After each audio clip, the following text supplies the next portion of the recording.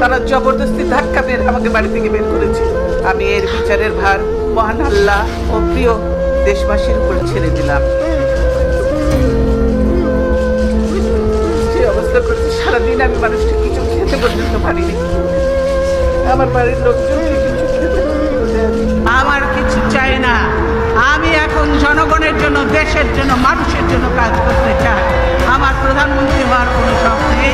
দেশের বাইরে আমার কোনো ঠিকানা নেই। এটাই হলো আমার ঠিকানা।